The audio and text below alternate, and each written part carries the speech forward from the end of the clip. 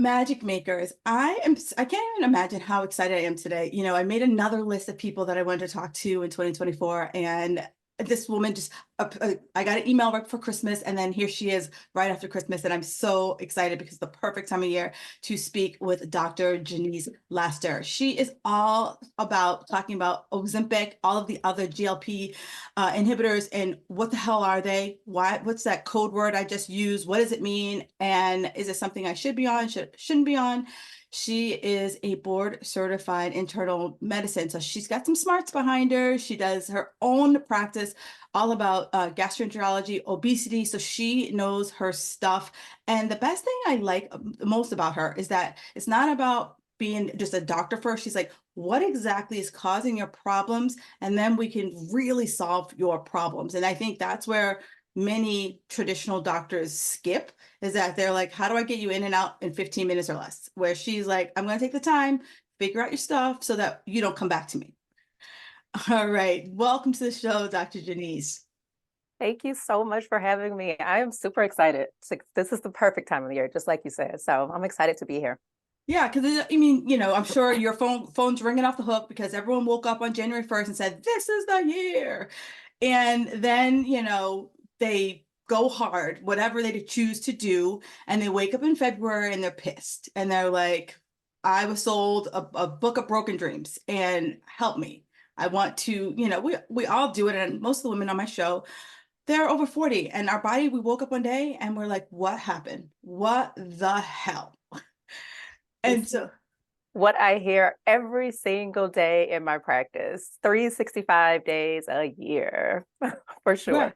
Right. So let's just back up. So, I want to feel like probably like 3 or 4 years ago, I just started hearing the whisperings of Ozempic. Yep. And let's just educate people on what the hell it is. Perfect. I love it. Let's start there. Because everybody, it's been medicine that's actually been around for a much longer time, but people just got sort of hip to it recently.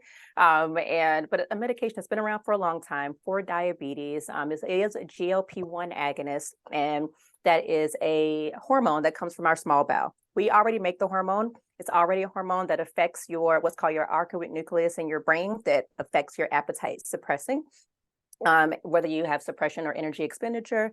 And that's something we already have. But the difference is what we have in our body now is really, really, really short acting. So it goes away really quickly. They found a way to make this medication to where it's longer active. So that's why you get such great results from it.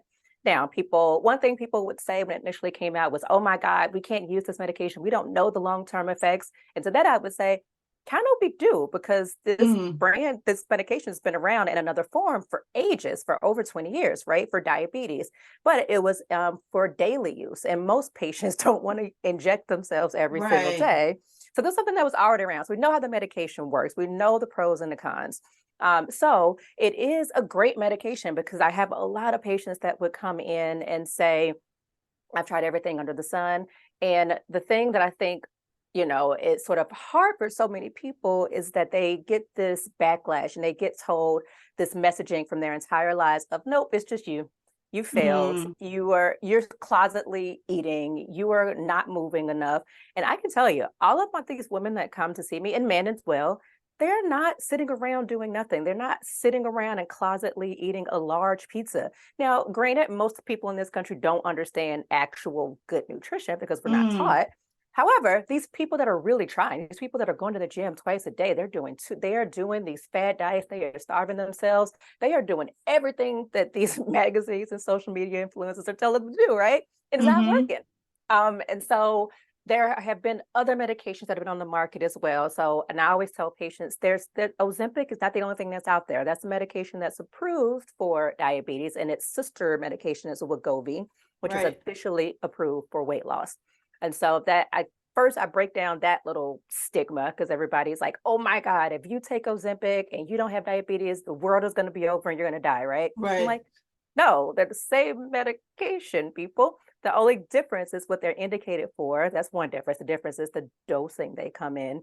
Another difference is whether your insurance is going to cover it. Most insurances will cover Ozempic for diabetes, but will not cover Wegovy for weight management, which is a whole nother thing that I Yeah. am on the heel arguing about all the time. So Right. it's a whole other bag of worms. So yeah, that's the skinny on the medication. Great medication, should be seen by a physician. It Right. is not magical. There are a Mm, lot of contraindications and sort of both relative and absolute contraindications that you wouldn't want to give these to certain people.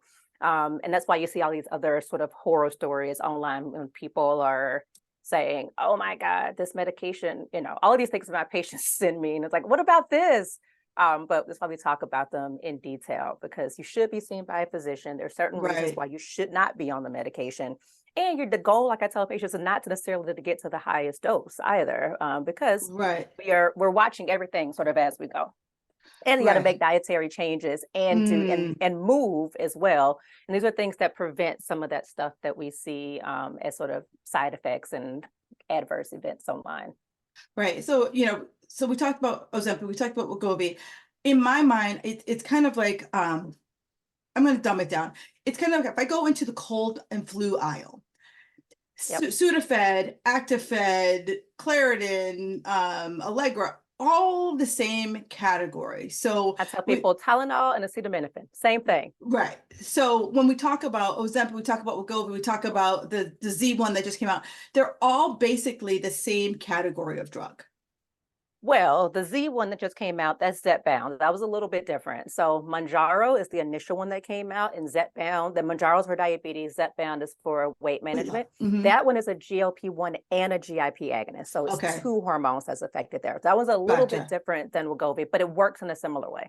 Right. But for most of the ones that are the GLP-1, that regardless of the brand name, it's the same product. Yeah, exactly.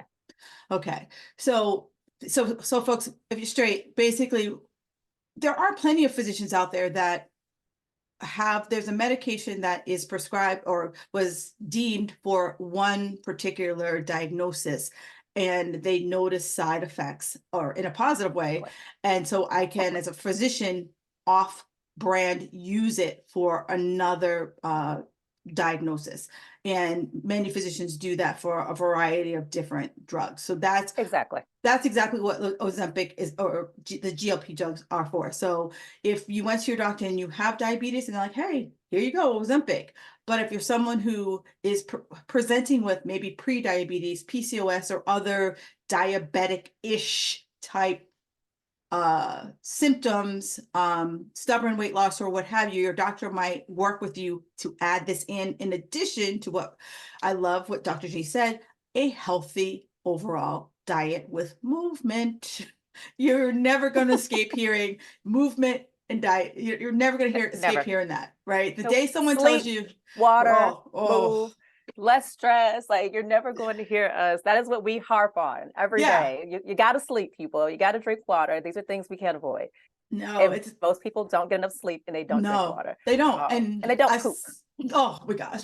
Oh my God, we just fell in love right here on the podcast. So did anyone see the hearts coming out of our eyes? We just fell in love. So all right, so here I am. I go to my doctor. I'm like, I've done everything. I can't lose weight. So I get on Ozempic. I get on whatever. The scale goes down, but my body composition doesn't change. And I feel that most of the women I know who come to me and probably come to in your office, they want to look in the mirror Exactly. and or both. Okay, let's make it honest. Like I want it all. I want to look in the mirror and I will look on the scale and I want to look amazing. Yep.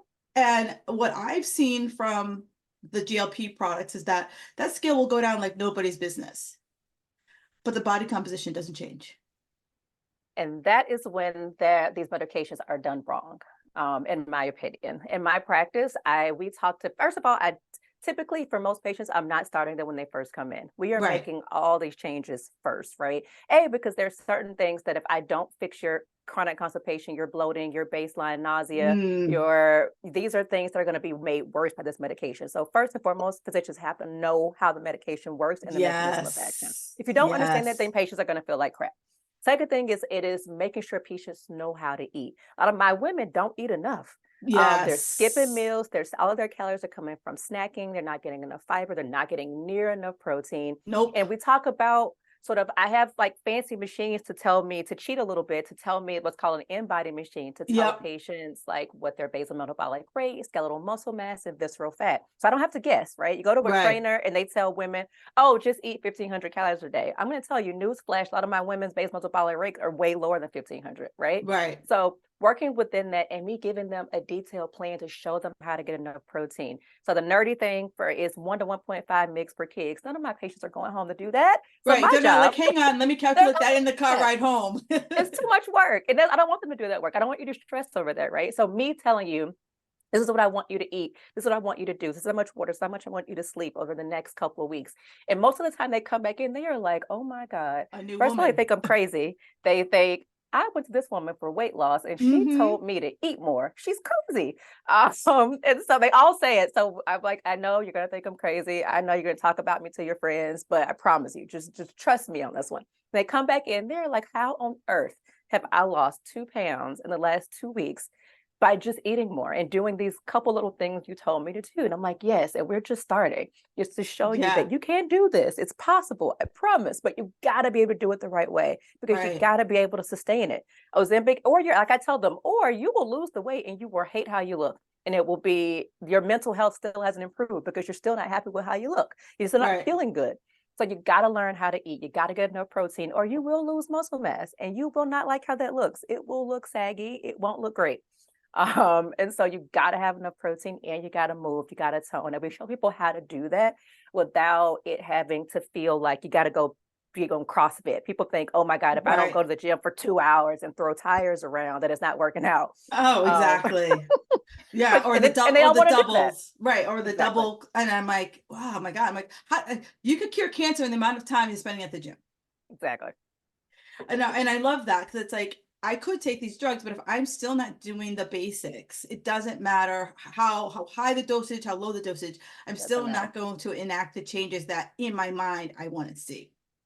And another thing I'll say is I have also seen patients that have been on these medications prescribed by someone else, and they will come to me and say, "Oh, I've tried all those things. None of those things work for me." Yeah, And you know why it doesn't work for them? Because no one is going through all the other things they need to be doing. And yeah, so that's the other issue that also makes it hard for as a person who's an advocate who's trying to get medications approved with Congress is wow, like if you have these stories out there, then it's going to sort of make it more difficult for us to get right. insurance to cover some of the things. It's because we're just sort of throwing it at everybody, thinking, all right, it'll work for everybody. And it doesn't. It's not. You have to think about how the medication works and how it's going to work for this patient.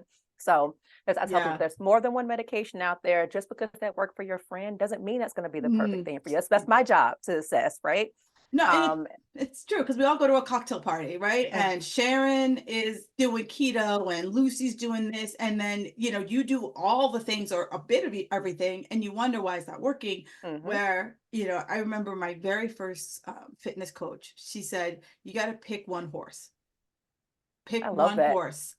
And she said, because it's so easy for me to take a little bit from you, a little bit from me, a little bit from here, try to put it together. And I don't know shit, and try to put it together and wonder why it's not working. And still, then like you take in more information and try to put it all together versus pick a horse, pick an expert, pick a doctor who this is what they do, and I'm sure, you do this for a living. You see these like Ozempic cards that just pop up in like these little storefronts everywhere, or scrolling through the socials, and you're just like, for the love of God, how can someone who Yes. could give me Botox, how can you give me Ozempic too? Exactly. I'm not, you don't want me to give you Botox. I promise you, you don't. Like that would be horrible. You would look crazy. I would not do that to anyone either. So it's really, I think the problem is, and everybody just thinks, oh, it's just as simple as doing this. And it's just not. And that's where and that's the other issues that people keep saying, oh, well, when I stopped the medication, I regained the weight. And I'm like, well, it's also because we haven't changed anything here. There's nothing in Right, the mind. We've changed zero habits, nothing. We've not taught you anything about how right, you should be eating. So yeah, if you were going from, and I always pick on Chick-fil-A, I'm sorry, from a 12 piece at Chick-fil-A down to, a 6 while you're on this medication, then yeah, if that's how you're eating, yeah, you're going to regain right. weight if you get off of this medication. That's how it works. Whereas I've had patients that can successfully come off of medication and not regain weight, right? But, and like I tell patients, it's everybody. Again, everybody is not the same, because the Right. one thing we don't have is we don't have a magical test to be able, for me to be able to say, you know what, this is the exact reason why you have a difficulty with weight loss. For most patients, Right. you can sort of, you can say, oh, I see it. It's because you're snacking, you're having too much processed food, you're not getting enough, blah, blah, blah, blah, blah. You're not moving enough. But for Right. some people, they are doing all of those things when they come to see me. They are Right. doing them, right? And it's really just a matter of them having a super low basal metabolic rate. And sometimes I use a different medication. I don't use one of these GLPs because something that has a low basal metabolic rate, I may need to use a medication that increases that, which is not a GLP. Right. So maybe something like Casimia, which is a phentermine and topiramate medicine, right? So figuring out those things are really, really, really important. So, and that's the one thing we don't have. We have some data that tells us that we can figure out people's phenotype. And we have to use that to figure out which medications, but that's not quite perfect yet. So I think Right. that's the one thing we don't have, and why, it has to be sort of systematic, and you have to be customized and really talk to patients. Right. So, ladies, let me just boil down what she said.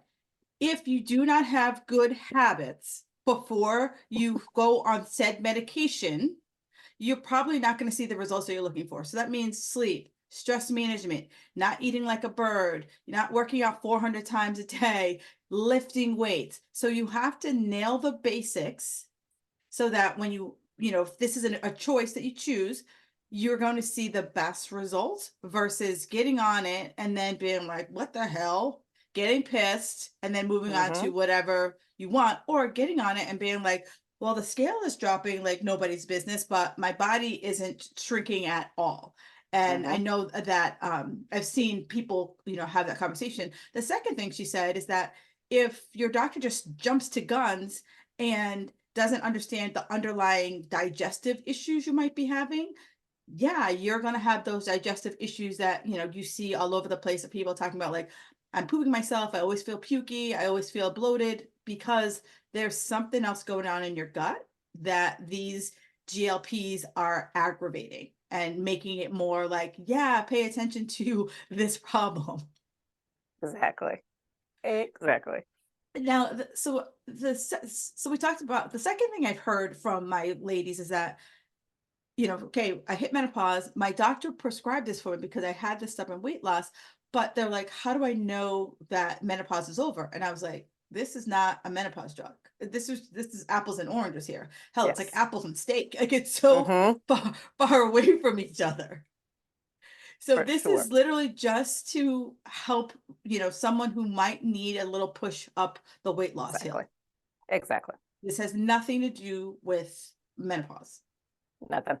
Nope, this is not going to affect your estrogen levels, your progesterone levels. This is a hormonal medication, but it does not affect sex hormones, which is why you have the menopause symptoms. There's other medications that people could give you for those, to Right. help you, to ease you into it, so you're not feeling miserable. But and you're not crazy if you're feeling things like fatigue or palpitations or brain fog or all these things that people like. If you maybe have a male PCP or something, and they're like, "Oh no, that's not menopause." Yeah, they are. Yeah. These are all can be associated. So, but yeah, this medication will be helpful for that stubborn weight gain. Because a lot of your basal metabolic rate may have dropped. You may not be getting enough sleep because you're tossing and turning because you're hot all night, Hmm. or whatever the case may be. But yeah, not a medication that's going to necessarily help with those. It does help in like my PCOS patients, but it's also because we're making a lot of other changes as well. Right. Now we talked about you talked about GLP being a natural product that we produce. Is there natural ways other than this drug that I can boost that GLP in my system to make it stay a little bit longer? There have been some data, not really a lot of great data, but there have been some trials looking at an extract called berry to see if that would increase it. But Mm, there are no ways that we have seen that we can naturally increase the half-life, which is the problem. It goes away so quickly when we eat. That's the why it doesn't work as well for helping with weight loss. So nothing that we have seen that can consistently increase how long this sort of hormone stays around, like besides these medications. gotcha. And so, we were talking about, most people, you hear about the rebound, right? So we talked about one of the reasons why is like, as you get onto this product, what are your habits beforehand? Now, was this drug meant to be a lifelong drug? You know, kind of like if I am a diabetic and I'm on insulin, I know that for most people that's a lifelong drug. Were these drugs designed to be lifelong drugs, or were these drugs designed to be kind of a, I'm going to use the word stopgap, but I don't know if that's the right Mhm. word to Yeah. use. And so I'll answer that with yes and no. So the first part of it is, I would say the first thing you said initially was that I tell patients, listen, this also was a medication to be used for a longer term because in the trials, there were 68 weeks that people were on this medication. I know people on social media will, it looks like, oh yeah, they're lost 50 pounds in like 2 weeks. That's not healthy, not what we're really going for. But in the trials, it was a slow increase in these medications. People were on them for up to 68 weeks. So that's the first thing I tell patients. Do not expect overnight. That's not Right. the goal. The goal is that the goal is not that you stop eating. That's also not Mm, what the goal is that we're just eating a normal intake and not that you're not overeating. So that's number one. Number two, there is some data when they followed some patients that when they got off the medication, they did have some rebound weight regain. But that's something, and so that's the other big, that people are saying, oh, that's why you shouldn't use them because you're going to regain all the weight back. And I say to that, unnecessarily, the problem is not the medication. The problem is the pathophysiology of obesity, because that happens after, we see that happening after bariatric surgery, gastric bypass, gastric sleeve. We can see that happen after bariatric endoscopic procedures, which is the mm, ESG or the gastric balloon. You can see that happening when people yo-yo sort of went throughout their lives, right? That reason that happens is because you have changes in hormone levels like ghrelin and leptin. You also have changes in your basal metabolic rate when you lose weight, and it's called a set point theory. So that right. is sort of the reason sort of that can happen, but I don't think it is necessary to happen in all patients. And I think in many of my patients, the biggest part is, and why people follow up for so long, is understanding that obesity is a chronic disease. And then the definition is a relapsing recurrent disease state, right? So understanding that if somebody gets off track because life happens, somebody Mm, moves into their house, or they start working nights instead of days, they start skipping meals, they're not able to work out, whatever the thing that happens can throw them off their schedule, and they can slowly start to regain, right? Because it's a disease. And so a lot of my patients know when they get off of this medication, we are continuing to follow up though. So when right. life changes, we follow up every single month, and most doctors don't have the capability to do that, right? But since my practice is focused on, this is what we focus on, we're able to do Right. that. And so when we're able to see, oh, okay, what happened last month? Oh, this happened. You had a death in the family, so now you've been off track. Oh, okay, what are we going to do to combat that? Oh, something happened to your stove, or you're remodeling your kitchen. Okay, now let's get this meal delivery service that we have picked for you, that's also going to make sure you got enough protein, enough fiber so you can eat throughout the day. So Right. I don't think there is some data, there is a chance for weight regain. There's always a chance of weight regain no matter what you do. So Right. Right. I think it's, again, the biggest part of it is mindset and Mm, changing how patients eat. And we give patients actual, so this is the brand I want you to go and try. These are yeah. let's show you how to read a food label. Let's show you what emulsifier and an additive is. Let's make you think of getting the product that has the highest fiber, the highest protein.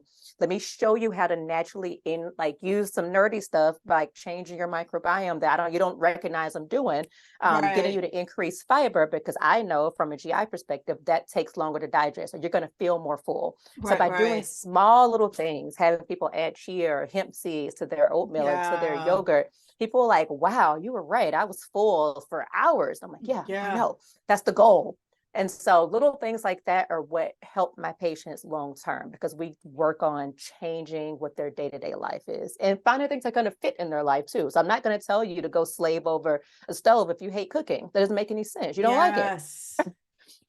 So that's craziness, right? So I have to give you things that are going to fit into your life. If you have small kids at home or Mm-hmm. whatever, you're not making 5 different meals. So I'm going to show you ways to trick your children into eating a plant-based pasta, and I'm going to tell you which brand to get so they don't notice. And these are things that we're going to talk about. We show our patients how to do.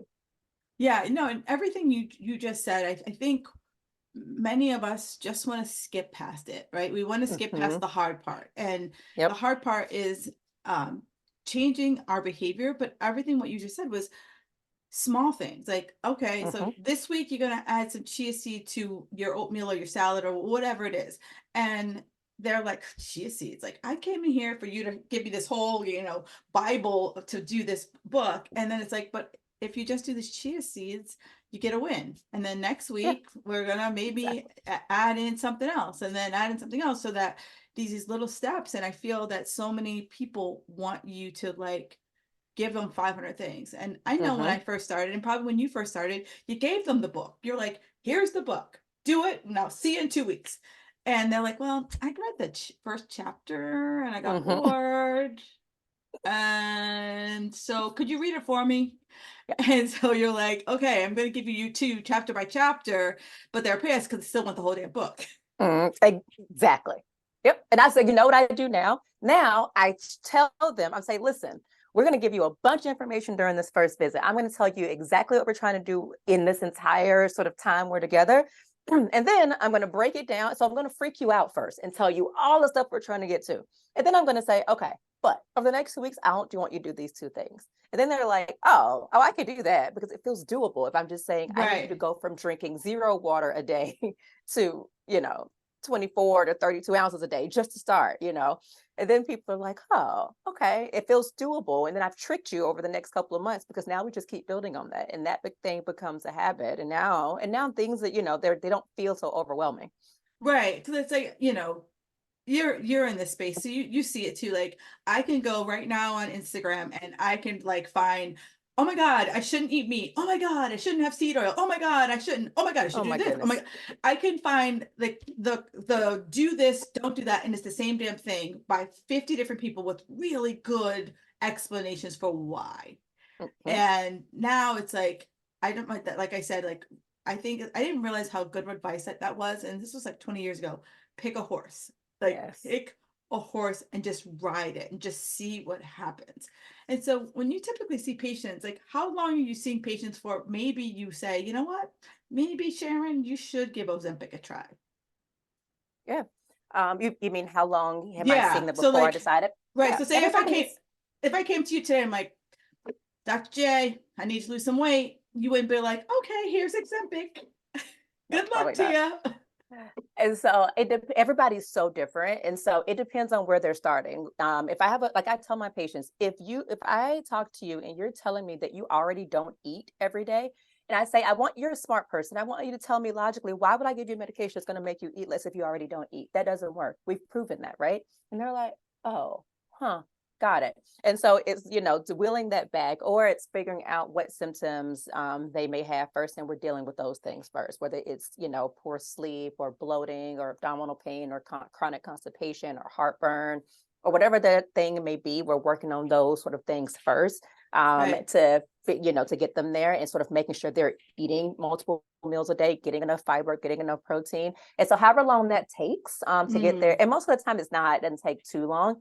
But the beauty of what happens during that point is they already start to see weight loss. And so I'm giving them confidence because they're like, oh, they're ready to keep yeah. going. They're feeling good about themselves. And normally I tell patients, I prefer to start it once you reach a weight plateau because I know weight's going to come off when I start to sort of make some of these changes and you start to get excited about it. And so I tell them, it's no rush. The medication isn't going anywhere. It's here. We don't have to rush for it. But when you get a weight plateau, if you're already losing weight, why do you need to start a medication? That's the purpose. That's why you came to me, right? You wanted to lose weight and feel better. You're feeling better. You're losing weight. We don't need medication yet. But when you hit a weight plateau, and typically that happens because your basal metabolic rate starts to reduce and your ghrelin levels start to increase. So there's reasons for that. But my goal is to show patients, listen, you are doing this. The medication is a tool. It's Mm, sort of it's to keep pushing you, but you're doing it. You're doing this. And I don't want you to think that, oh my goodness, I can't do it without the medication. And so it's yeah. kind of fun to show them, look what you've done. And these are not hard things. I tell patients, my goal is not that you're hungry throughout the day. My goal is not that you're feeling deprived. My goal is because if you feel deprived and I tell you you can't ever have X again, what are you going to want the most? X. X all the time. Even if it's the most healthiest thing on the planet, if you tell them you can never have an apple again, all they're You going to go. see everywhere is apples popping up in Mhm. front of their faces. Yep.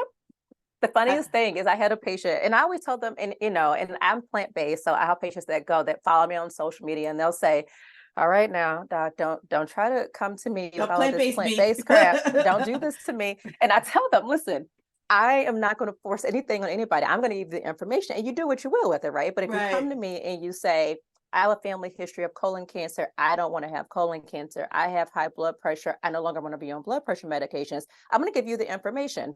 The Right. information is processed meats, red meats, and are carcinogenic, right? So the World Health Organization has told you that is associated with colon cancer. Everybody will listen to smoking, lung cancer, alcohol, liver cancer, but we just close our eyes and say, oh no, I'm going to ignore the fact about my bacon, my sausage, my hot dogs, my deli meat, or my red meat, those things being carcinogens. And they're like, what? Really? I'm like, mm-hmm. So, and if you're telling me you don't want to have high blood pressure, then we can't eat fried chicken every day, right? So we got to Right. think about we got to think about your goals and what you want, and is it congruent with your lifestyle? And most of my patients are smart people, so after a while, they're like, huh. And I just show them, I give them recipes after every visit. I'm like, you don't have to be completely plant-based, but why don't you try these beans? Why don't you try this jackfruit taco? Why don't you try these things? And Right. every time they're like, you know what? I tried your little weird recipe for they throw so much shade, but they're like, I tried your little, they always call it little, this or that. And it was actually good. I'm like, you're welcome. So it's Yeah. slowly moving people and just showing people that things exist. It doesn't healthy does not have to mean gross. It doesn't have to mean it It's tastes true. bad. Well, I also feel like, before now, this is someone who I was vegan for a year. So trust me. My only downfall was like you had to cook all the damn time. Um, that is like the only downfall of it. Was that people didn't realize, like, I even think just eating regular healthy overall, that you can add flavor, that you Yeah, have to somehow have boiled, bland food. And I'm like, who told you that? Like, where exactly. is, I don't know where this like rule came from, but you can have some flavor in your food. You can have salt for the love of God in your food, Yes. Yes. and you can make anything taste fabulous. Like Yes. and I'm not that person. I'm the one thing I did not like in the whole plant-based world, tofu. I couldn't get behind tofu, but there's so many things that you can make taste And that's fair. Some people don't like fabulous. the texture. Yeah, I did it all. I did the soft. I did every various texture, and I'm like, that's yeah. fair. I'm like, I That tried works. it. Like all I can Yeah. say is like I kissed the frog, and it just wasn't a prince. So I moved on. But I really liked how one of the things that I like that you talked about is like you don't have to be plant-based. And I get a lot of that. Like a lot of my women like, well, I gotta be plant-based. You can be plantish. Like Hmm. there's no If like, I can get people to reduce it, to reduce you from eating steaks 4 times a week, I am happy. And there are trials that support that. That helps your right. microbiome. I'm like, this is great. If I can, people are like, oh, okay. I'm like, it doesn't have to be all or none. It doesn't. Yes, yeah, and I feel that especially, the women of my age, we're the bleeding edge of diet culture. Diet culture said, here are the rules, and if you don't follow the rules, you're gonna die. Hmm. And so now, like, teaching us to unfollow the rules and start to, Yes. does this food feel good for me? And it could be the healthiest food on the planet. And it Like for may me, not. egg whites. If I eat eggs first thing in the morning, I'm hungry all day. Hmm. No one's And I, ever gonna no one's ever gonna say egg whites are bad. No one's ever gonna say eggs are bad. But for me, if I have them first thing in the morning, I am hungry all damn day. And that's just how my physiology is. There's no yeah, explanation of it. and you're not crazy because I tell patients, listen, everybody thinks, oh, if eggs are so full of protein. And I say, my oatmeal, my overnight oats will smash your eggs in the morning because your 2 eggs was 12 grams of protein. That's it. Do Oh you know yeah. my tiny little thing of overnight oats, because I'm not a huge breakfast eater, but I know I have to have something, is 38 grams of protein and 16 grams of fiber. I'm gonna be stuffed all day and you're gonna be hungry in about an hour and a half. And they were like, oh my God, I tried it. You were right. I'm like, yeah, I know, because you're not getting a lot of calories or a lot of protein in that or any fiber. So no, you're not going to be satiated with that at And it's all. and it's so funny that you say the 12 grams, because like when someone, like I first start working with someone, I'm scanning over their food log, and they're like, oh, I had 2 eggs. And I was like, well, I'm like, do you know how many grams of protein are in eggs? They're like, oh, a lot. And I was like, yeah, that's about Hmm. 12 They always say grams. a lot, don't they? Yeah, I say a lot. And I'm like, well, that's about 12 grams. So if you really like eggs, which is great, I'm not gonna, rain on your parade. I'm like, can we bump it up to 4 or 6? And they like all of a sudden it was like I told them to go out and eat a cow. I'm like, no, I'm like, it's only 12 grams. So like you have to have 3 or 4 eggs in there to get to at least 20-ish grams of protein, and you'll I'm be like, if nice and I'm trying to full. get you to get like the average person, I don't know, my patients are a little bit heavier. So I'm like, if I'm getting you like one, let's say your gain is like 95 grams of protein a day, that's going to be real difficult with your With two little grams. 2 eggs in the morning, your little 12 grams. Right, you're gonna be So yeah, swimming upstream all day long to try to play catch up. yep. Yeah. So it's very interesting. So the one other question I got that I hadn't heard, but I have heard, like I've heard that it causes people have like stomach issues. But one of the things that people said is sometimes these drugs could potentially cause paralysis in like your stomach or in your intestines. So that I saw that study. A lot of my every patient in the universe sent it to me, and I was like, "Oh goodness, here we go." But they that was just a word they used because it was a catchy phrase, right? Paralysis. Oh Now, what yeah. that if you read the actual, and I've read the actual article, they put the medical term in there, which is gastroparesis, right? You do not have a paralysis of your stomach. You have a slowed gastric emptying because Uh that is the mechanism, and that's what gastroparesis means, slowed gastric emptying, right? And that's what happens because that's the mechanism of the medication. That's the mechanism by which it helps you feel satiated throughout the day. It's why you eat less, because it slows your gastric emptying, which is also why people can have the side effect of constipation and nausea. So, because imagine, I tell people, think about the GI tract like a tube, like a long highway. If nothing is mm, moving from below, what's going to happen? You're not going to feel hungry because everything goes upstream, and you're not going to want to eat. And you're going to feel bloated if you continue to eat. And so the more it's because everything is going in, but nothing is coming out. So that gotcha. it's not a paralysis. It is a slowed gastric emptying, which sometimes can be helped if it can make worse. I'll say if somebody is started on this medication and they already have nausea, they already have a slow gastric emptying, Yeah. they already have constipation. This is not a great medicine for them unless you know have an understanding of gastroenterology and you treat those things first. But also you can't go up to the higher dose in those patients too. So I have patients that we sort of, have stay at the lower dose. They still are able to eat. They don't have any symptoms, but they're still getting weight loss. So that's the other thing. And I had to have this conversation with the pharmaceutical company as well and say, hey, you need to change your messaging and stop telling, physicians that you need to try to go to this higher dose. That's why you're getting so much backlash. I have so many people that would never tolerate the higher doses of these medicines, Right. but they're doing great and they're having consistent weight loss, but they're still eating every day, which is the goal. Right. And so like I want to go back to the paralysis part. So, Mm-hmm. one, we took a medical term and just like we bastardized it because it makes a Mm-hmm. headline. So that's one. Mm-hmm. Two, what you talked about at the very beginning of this podcast. If I don't understand my gastrointestinal issues Exactly. and I go on this drug, this is just going to exacerbate Yep. that problem. So if I'm not pooping, of Mm-hmm. course, it's now going to exacerbate the pooping problem. So I'm probably going to feel way more constipated and way more bloated because I've already had the constipation bloating problem. And now it's just going to be like, hey, girl, you definitely got to poop. Yep.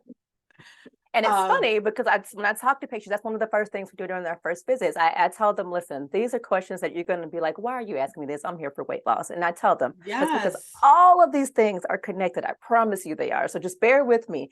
And by the time we get through it, they're like, oh, yeah, I do have this. How did you know? How did you know this? I'm like, yeah, I can tell by what I see your dietary recall. Eat a lot of processed food, not enough fiber. I can probably guess that you're bloated and you don't poop. You don't drink Hmm. enough water, any of these things. And they're like, oh, yeah, I don't. I go to the bathroom maybe once a week or whatever. And they're like, yeah, I have chronic abdominal pain. Yeah, I'm like, yep, I'm sure you do. You're So we got to like, work on that first. right. You're Check, like, I check, could check. go through all the, like, oh, you don't poop? Yep. So how does your stomach feel? Oh, yeah. Okay. They're like, really? How did you know that? I'm like, you are every patient. You're G classic. Or classic. I had a client who, once you hit, I share with this, and this too, that once you hit kind of like in your 60s, your gastric fire just slowly starts to bleed away. And I told her, I'm like, hey, your gastric fire is just going to bleed away. So you kind of have to really focus in on making sure you're eating foods that really help pull it up. And she insisted on always having like pasta and just all these like really pasty foods. And I was like, do you know what like glue looks like? And she's like, yeah. And I'm like, I go, how can you stir that up? And she's like, you really can't. I'm like, that's your stomach right now. I'm like, so no wonder you can't poop. And I was like, you already don't have enough acid in there. So you're asking it to break up glue. And then you wonder why you can't poop. And her doctor's like, just take Colace every day. And I'm like, oh Lord. It's not going to do a thing. I was like, I'm like, she needs more fiber and less pasta. Like Yeah. to help. Fiber, fiber, fiber, fiber, and water, and at least some Miralax, because Colace is not going to cut it. That's not going to do a thing. Right. And I was like, I hate when doctors are like, take a fiber gummy, or I'm like, No, food, just eat it, please. food. I'm like, there's so many fibrous foods out there. For the love of God, just have some fiber and you'll be a much better person, a much happier That's it. person. Because And these fiber gummies going to make most of them will make you bloated. If you don't get like a specific one, you're going to feel bloated. You're going to hate that too. So just eat it. or because you take two, and then all of a sudden you go from no grams of fiber to 30 grams of fiber, and your Yep. system's like, what's happening to me right now? Mm-hmm. And you might have Yep. some adverse side effects other than bloating that you probably don't want to share with the Mm-hmm. public. Yep. And I always tell patients that, like, oh, can I just take them? Like, you're not going to like it. Just don't do it. Just, I don't need you to go from 0 to, 100. We're going to slowly increase your diet and fiber. I know the most average American does not get near enough 20 to No, 25 grams, nowhere near that. So I'm going to show you how to do that slowly over time, because if you go crazy, your microbiome is not ready for that situation yet. no, You are going to feel awful, gassy, and terrible. So, yeah. right. And so like the last question I have for you, and I hear this a lot, is it's a two-parter. So like people say, they talk about, I think we've solved the problem, but I want to like make it like crystal clear. So people say, oh, you lose muscle mass or you get the Ozempic face. Ah, And I okay. think we've answered the question in a roundabout way, but if you're not like, weren't fully locked in, you're like, if you don't have enough protein, no matter what you do, if you're on these drugs or not, your muscle will start to get Mm-hmm. flabby because you're Mm-hmm. not feeding the muscle. Or if I'm not strength training, I'm going to get flabby. So Mm-hmm. it's not the drug, it's Exactly. the lifestyle pieces outside of the drug. Yep. And like I tell, the way I explain to my patients, and it's like I tell them this, you can't blame the medication, right? It's a consequence of you not being given the instruction of what to do alongside it. The same Yes. thing will happen if somebody's had a gastric bypass. The same thing will happen if somebody has a gastric sleeve. We don't Yes. call it gastric sleeve face or gastric sleeve butt or bariatric, or Yes. bypass butt.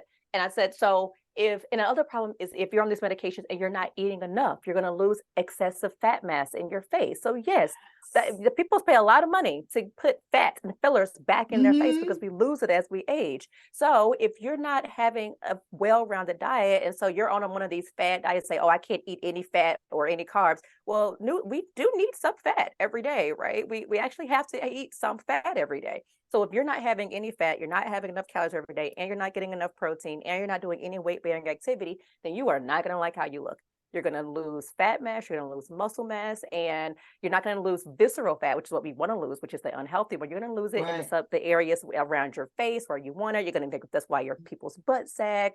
And these are things that why we talk about weight bearing activity and toning being super important, but also getting enough protein. So it's not the medication. I want to say that again to be clear. It is not the medication itself doing it. It's a consequence of a couple of things: being on a dose that's too high, not eating Mm. enough, not getting enough, not having a well balanced meals, not getting enough protein every day, and not having weight bearing activity.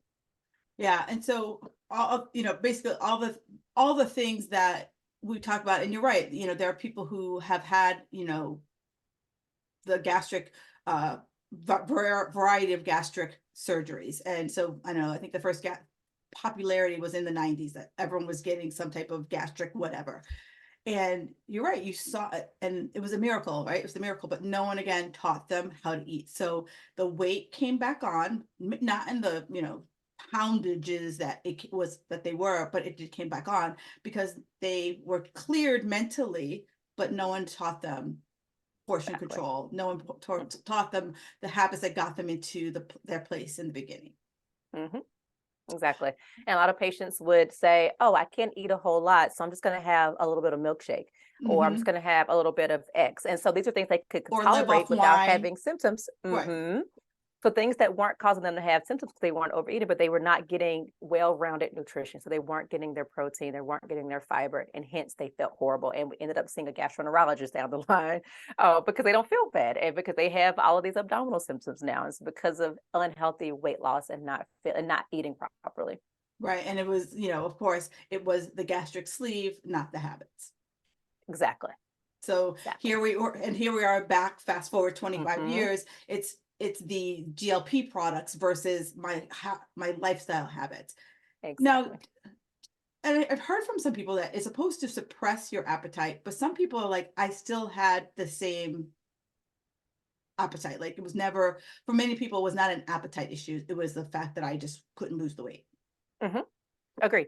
And I do have some patients that are on lower doses that they will say, you know what, I don't, it's not, my appetite is still there. I don't have the cravings or the food noise I used to have. And that is what has Mm, been the helpful part. They're able to eat a normal meal size. And that was what their issue was, the food noise or the cravings that they were having. Now they're able to, this medicine help them to control that a little bit more, but they're losing weight, right? And so that's also what lets us know in sort of this, our world, is that there's a little bit of question mark of something else this medication is doing that we don't quite understand. Something in this pathophysiology of the arcuate nucleus, something along that pathway of something else that is also affecting, aside from appetite suppressant. Because I have patients that don't necessarily have a lot of suppressing, but they're still continuing to lose weight. So it tells us yeah, it's doing something else. Definitely, I know that patients will report reduced cravings, especially cravings of sweets or yeah. snacking, and that idea of just being overly consumed with the idea of food and like constantly thinking about it. Right, right. And so for people who are, PCOS and those types of things, is this kind of, because I know typically the drug of choice for PCOS folk is metformin. So is Yep. this kind of a alternative to metformin, or still kind of go that metformin route first before you move to the GLPs? PCOS is another hard one because it's a syndromic disease that is Yeah, not one yeah. size fits all either. And so some people maybe put on metformin, some people may put on birth control, some people may put on spironolactone.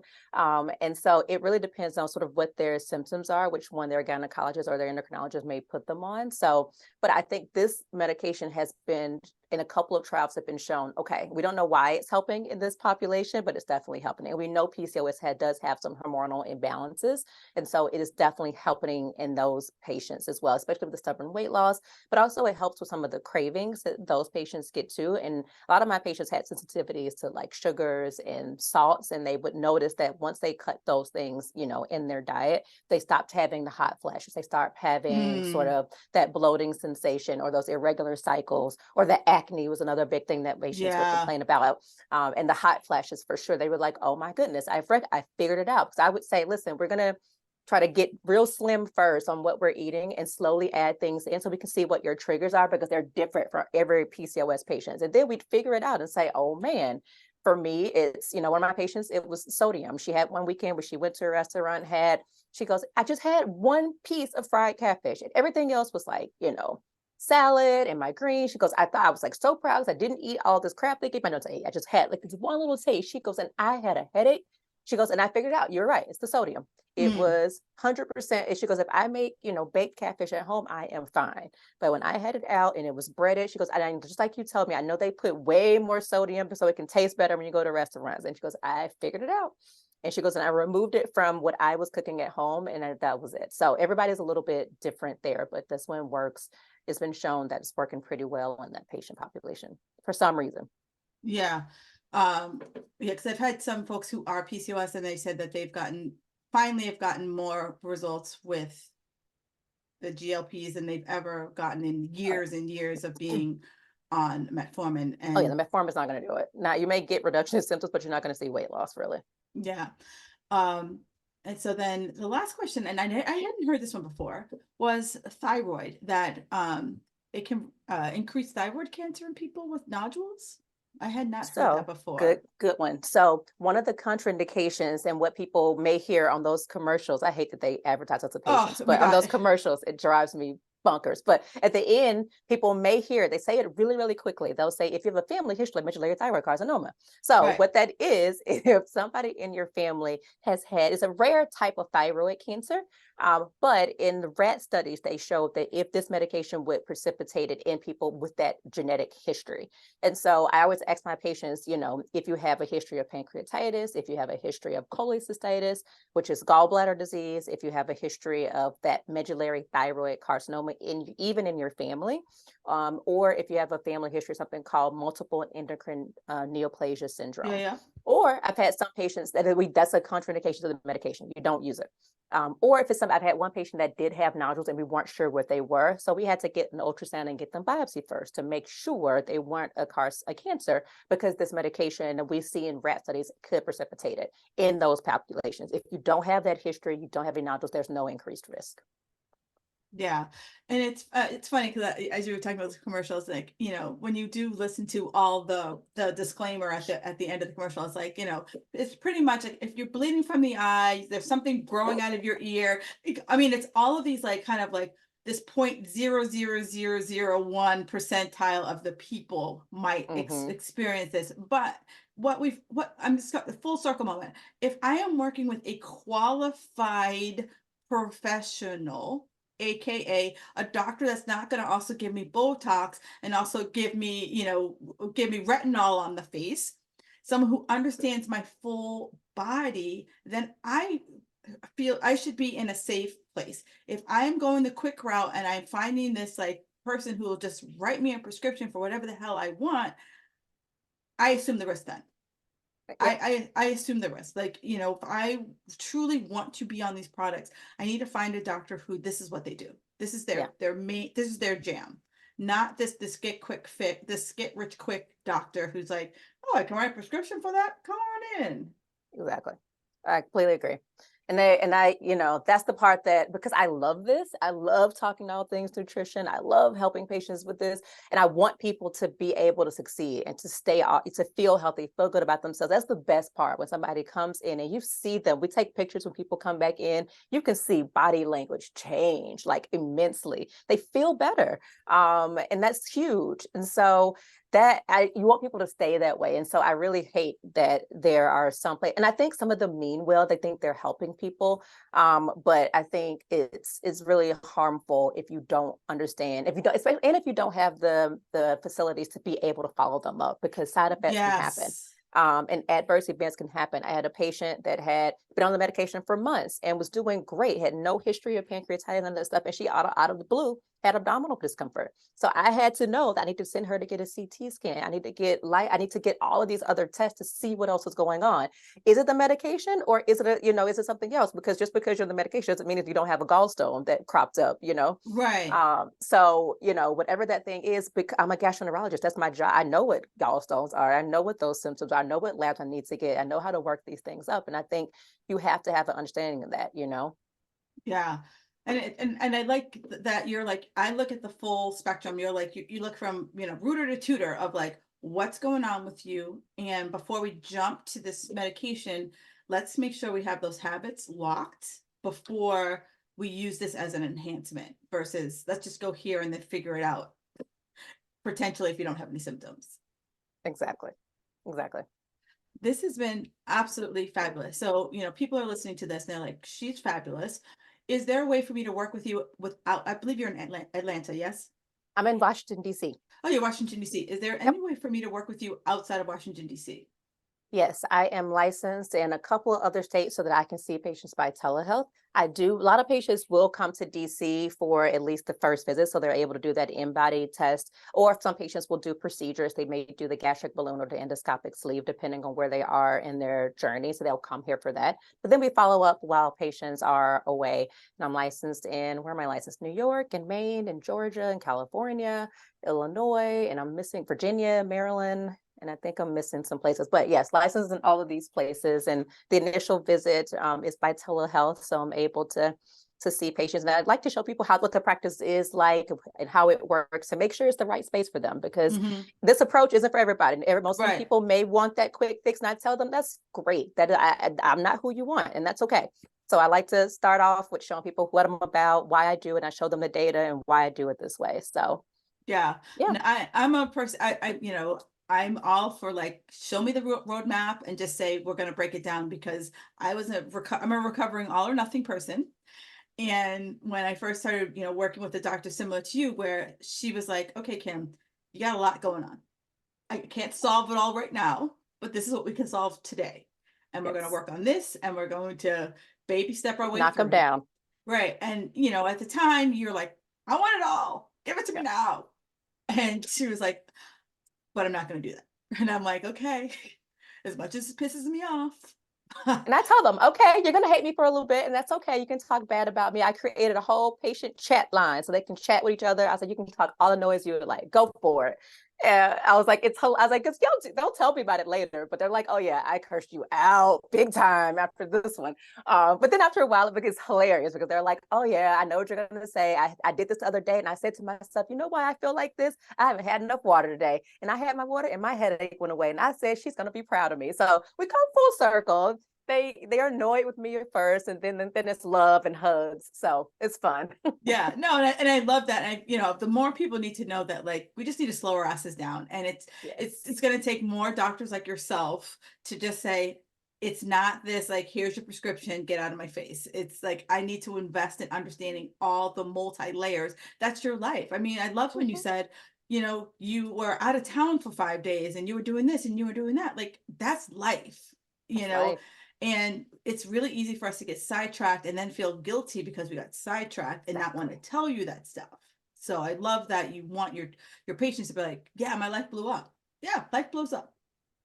And they often don't see it, and I remind them, I'm like, oh, I see that, you just skipped past the fact that you just had all of these 13-hour days for your job. You haven't been sleeping, your kid was in the hospital, and you were helping your dad, who, because your mom died. Like, these are all stressors. Stress also increases cortisol levels, which also leads to weight gain. Like, these are all, they're like, oh, you did teach me that. And I'm like, yes, give yourself a little bit of a break.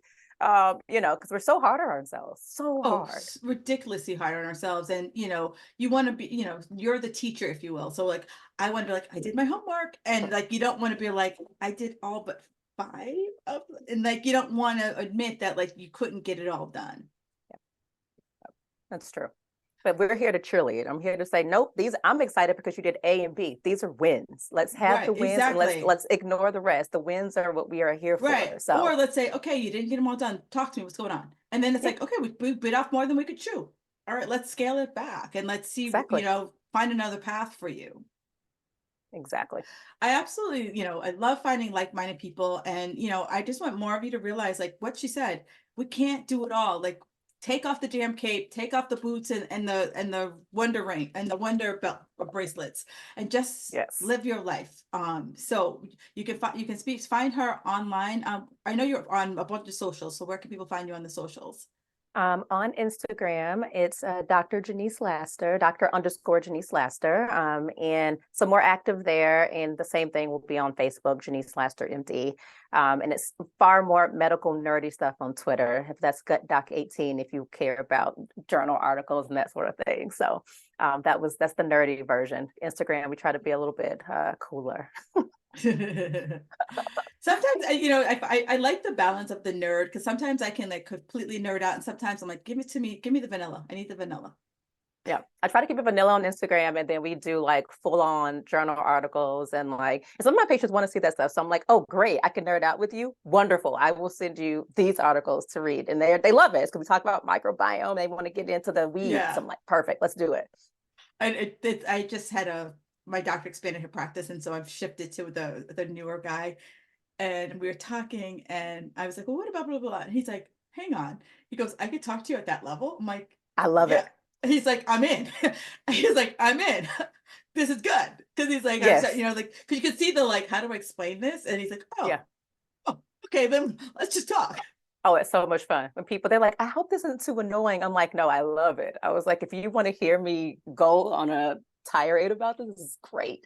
Right. So yeah, Because I come with, I'm like, here are my questions. And he's like, I love that. I was like, this is like a meeting. Let's go. I love it. My patients come with, they're ready. So I love it. It's amazing.